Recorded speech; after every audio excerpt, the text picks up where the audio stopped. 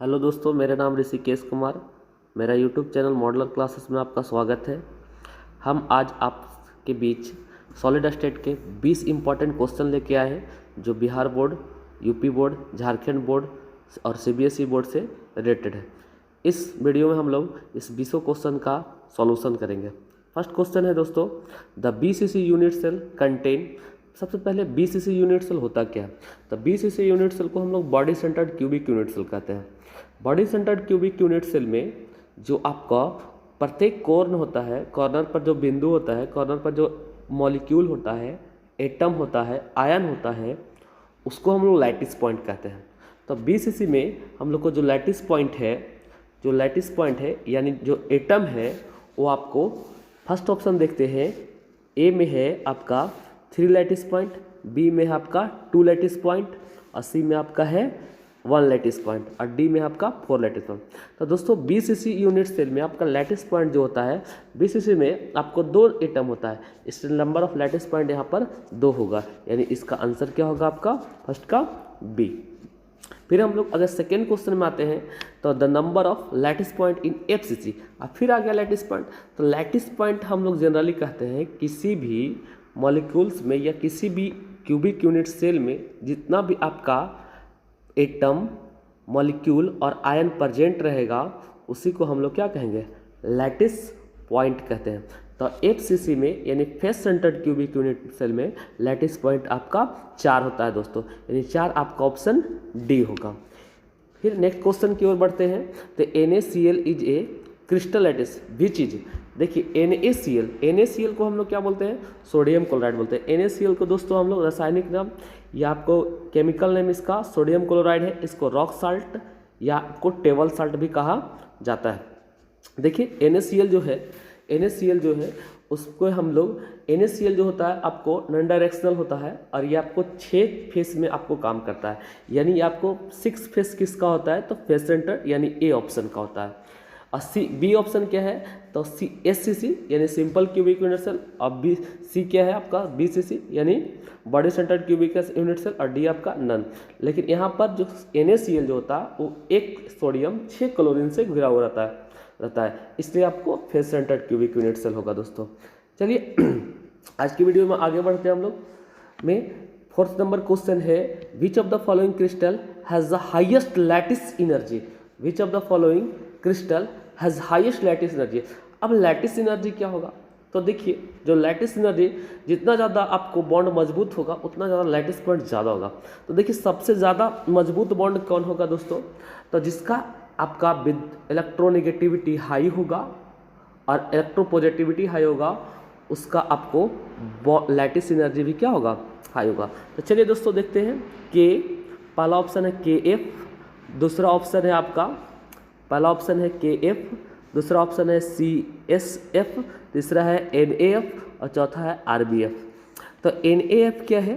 तो NAF जो है सोडियम फ्लोराइड है। सोडियम फ्लोराइड पीरियोडिक टेबल में आपका सोडियम मोर इलेक्ट्रोपॉजिटिव है यहाँ पे है और फ्लोरीन मोर इलेक्ट्रोनेगेटिव है, यानी सबसे ज़्यादा हाईएस्ट एनर्जी आपका सोडियम फ्लोराइड का होगा।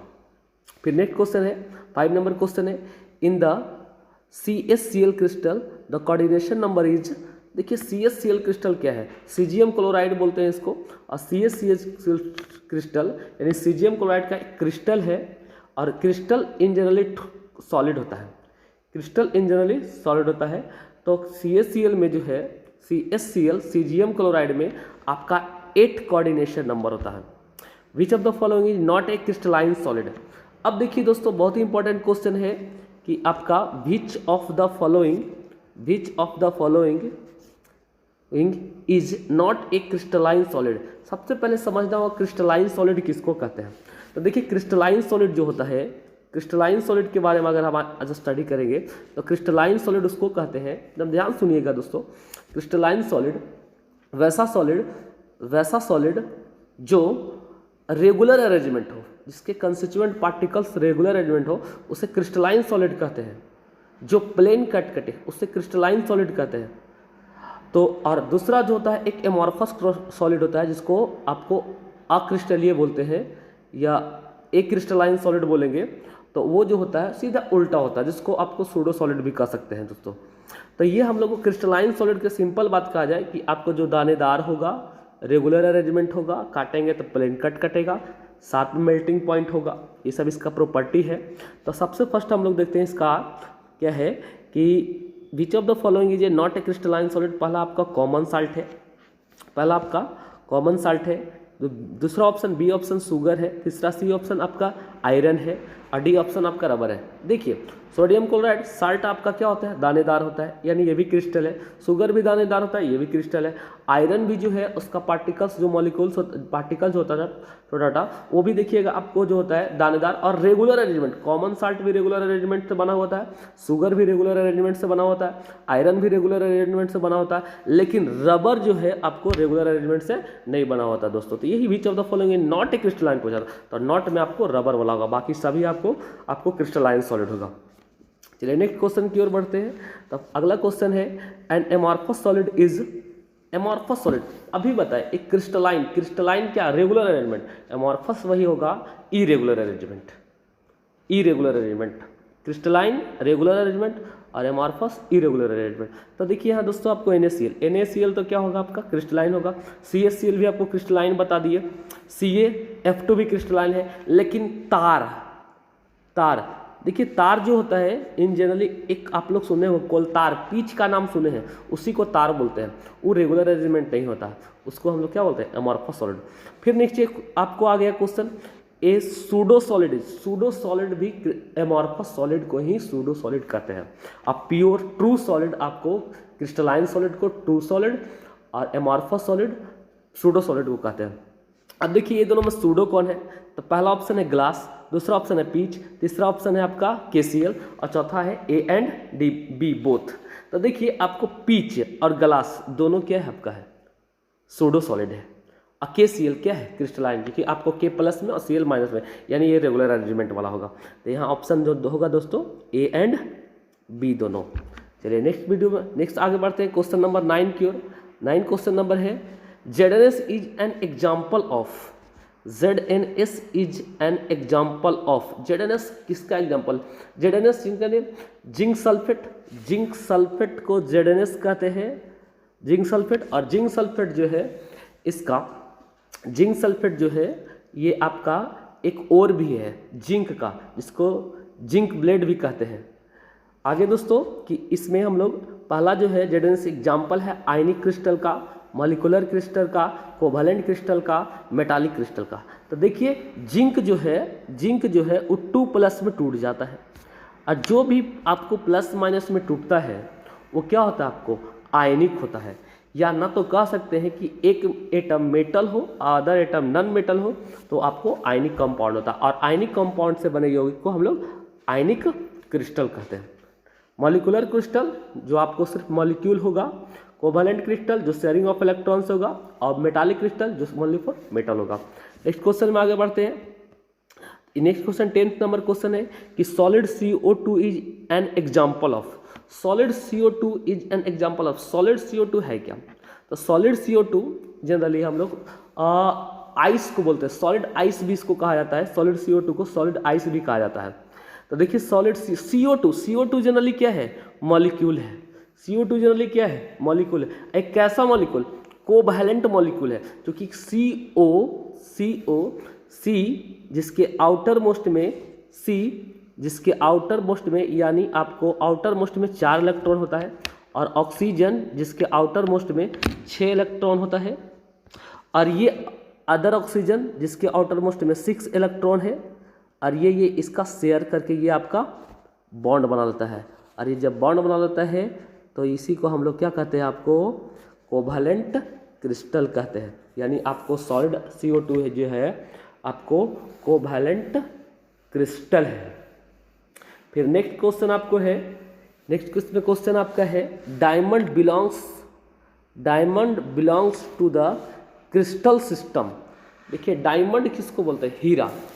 डायमंड हीरा को बोलते हैं, आप लोग जानते हैं हीरा को ही काटता है, आप लोग सभी जानते हैं हीरा आपको कठोर होता है। देखिए हीरा के बारे में सबको जानते हैं दोस्तों, हीरा जो होता है कठोर होता है, हीरा का मेल्टिंग पॉइंट ज़्यादा होता है, हीरा का हाइब्रिडाइजेशन sp3 होता है। हीरा का आपका शेप जो होता है टेट्राहेड्रल होता है, ये सब सभी कुछ आप लोग जानते हैं। लेकिन यहाँ क्वेश्चन क्या है, diamonds belongs to the crystal system, diamond किस क्रिस्टल सिस्टम में बिलोंग्स करता है? तो डायमंड जो होता है वो क्यूबिक होता है, डायमंड जो होता है वो क्या होता है? क्यूबिक होता है। फिर नेक्स्ट क्वेश्चन आपका है, in a body centred cubic cell and atom at the body centred is shared. देखिए बॉडी सेंटर में कितना एटम होगा? यूनिट सोल होगा। जनरली बॉडी सेंटर में आपको, बॉडी सेंटर जो होता है उसमें यूनिट क्यूब कई गो होता है? एक ही क्यूब नहीं होता है, इसलिए इसका 1 यूनिट सेल इसमें लिखेंगे, ऑप्शन होगा आपको दोस्तों। फिर आपको ग्रेफाइट बिलोंग्स टू, आप लोग ग्रेफाइट जानते हैं, ग्रेफाइट क्या है? कार्बन का एक अपरूप है। डायमंड भी क्या था? कार्बन का एक अपरूप है। अपरूप जिसको हम लोग एलोट्रॉप्स बोलते हैं। तो ग्रेफाइट बिलोंग्स टू, ग्रेफाइट, अब ग्रेफाइट का शेप क्या होगा? तो हाँ, डायमंड का शेप हम लोग देखे थे क्यूब, और ग्रेफाइट का जो शेप है, ग्रेफाइट का शेप जो होता है हेक्सागोनल होता है। ग्रेफाइट का जो शेप होता है दोस्तों हेक्सागोनल, याद रखिएगा, बहुत ही इंपॉर्टेंट क्वेश्चन है। ग्रेफाइट का जो शेप होता है, ग्रेफाइट बिलोंग्स टू हेक्सागोनल और डायमंड्स बिलोंग टू आपको क्यूब।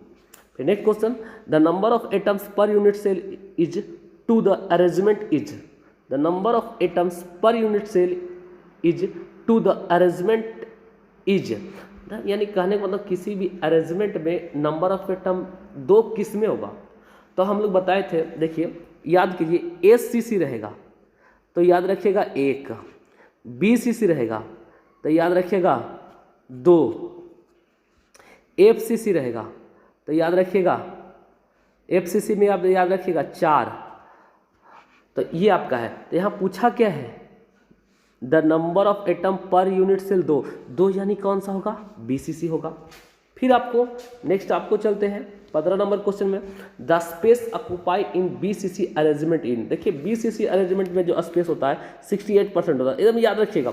BCC में जो होता है आपको 68% आपका जो होता है, BCC यूनिट सेल में 68% आपका ऑक्यूपाई यानी भरा हुआ रहता है। अब इम्पटी कितना होता है? तो टोटल कितना है आपका? टोटल कोई भी एटम जो भरेगा वो टोटल 100% में ऑक्यूपाई यानी भरा हुआ जो है 68% है। तो खाली कितना होगा? इम्पटी कहेगा, इम्पटी कहेगा तो इम्पटी कितना हो जाएगा? 32%। और ये इम्पटी को यहाँ पर वॉइड कहा जाता है आगे। फिर नेक्स्ट क्वेश्चन आपके बीच चलते हैं, the coordination number of each atom in BCC। देखिए कोऑर्डिनेशन नंबर जो आपको BCC यूनिट का सेल का जो होता है वो आपको coordination number in BCC the coordination number of each atom in BCC is, each atom जो BCC में कभी भी आपको ईच एटम का कोऑर्डिनेशन नंबर अभी पूछे तो इसका दोस्तों आपको 8 होगा। BCC में आपका कोऑर्डिनेशन नंबर जब भी पूछे तो इसका 8 लगाए। The unit cell of a NaCl lattice, देखिए NaCl बताए थे, NaCl 6, NaCl का लेफ्ट में भी रहेगा, राइट में भी रहेगा, आपको बाएं रहेगा, दाएं रहेगा, यानी ऊपर नीचे चारों तरफ से घिरा हुआ रहता है, एक ऊपर भी और एक नीचे भी। तो टोटल नंबर कितना हो गया? 6।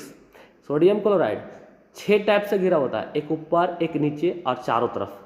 तो सोच जाइए 6 तरफ से, और 6 किस में होता है? फेस होता है, फेस जिसको क्यूब बोल सकते हैं। जैसे एक रूम का कितना सतह है? इस रूम में जहाँ हम लोग है या आप जहाँ पे हैं उस रूम में सोचिए कितना सतह है? उस रूम में 6 सतह है, एक नीचे, एक ऊपर, एक बाएं, एक दाएं, एक आगे, एक पीछे। तो इसीलिए NaCl जो 6 टाइप से जुड़ा है, इसलिए इसका हम आंसर होगा फेस सेंटर्ड। फिर आपका एक एकदम इंपॉर्टेंट VBI क्वेश्चन यहाँ पर आ गया, जो कि आपको सब्जेक्टिव में भी क्वेश्चन पूछता है, Schottky defect in crystal is observed when. Schottky defect और फ्रैंकल डिफेक्ट में हमेशा डिफरेंस पूछता है 2 नंबर में दोस्तों, इसको एकदम याद रखिएगा। लेकिन यहाँ पर ऑब्जेक्टिव में question, Schottky defect in crystal is observed, Schottky defect में क्या ऑब्जर्व होता है? तो स्कॉटकी डिफेक्ट में equal number of cation and anion miss होता है। Equal number of cation and anion जो होता है वहाँ से मिस कर जाता है, यानी हट जाता है, दूसरे जगह चला जाता है, यानी वहाँ से या अपने से निकल जाता है। तो उस लैटिस को हम लोग आपको क्रिस्टल स्कॉटकी डिफेक्ट कहते हैं, उसको हम लोग स्कॉटकी डिफेक्ट कहते हैं, उसको हम लोग स्कॉटकी डिफेक्ट कहते हैं। अनइक्वल नंबर होगा। फिर आपको आगे, फिर आपका है नेक्स्ट आपका है कि सिलिकॉन डोप्ड विथ आर्सेनिक। देखिए सिलिकॉन डॉप्ड। यहाँ डॉप्ड मतलब डिप्ड भी कह सकते हैं, आपको दोनों को जोड़ दिया गया। तो सिलिकॉन और आर्सेनिक दोनों मिल करके जो बनाता है वो एन टाइप्स आपको सेमीकंडक्टर का निर्माण करता है। सिलिकॉन और आपको आर्सेनिक मिल करके एन टाइप आपको सेमीकंडक्टर का निर्माण करता है। फिर नेक्स्ट क्वेश्चन यहाँ पे है all noble gas are crystalline in the CCP structure except. देखिए जितना भी आपका नोबेल गैस है सब क्या होता है, क्रिस्टलाइन होता है, बस एक्सेप्ट एक हीलियम, क्योंकि हीलियम के आउटर मोस्ट में आपका जो इलेक्ट्रॉन होता है वो आपका 2 इलेक्ट्रॉन होता है। इस वजह अगर वीडियो अच्छा लगा होगा तो लाइक और कमेंट कर दे, और आप मेरे चैनल पर नए हैं तो चैनल को सब्सक्राइब कर बेल आइकन को प्रेस करें ताकि नए वीडियो का नोटिफिकेशन सबसे पहले आपके पास पहुंचे। Thank you for watch the video and have a nice day.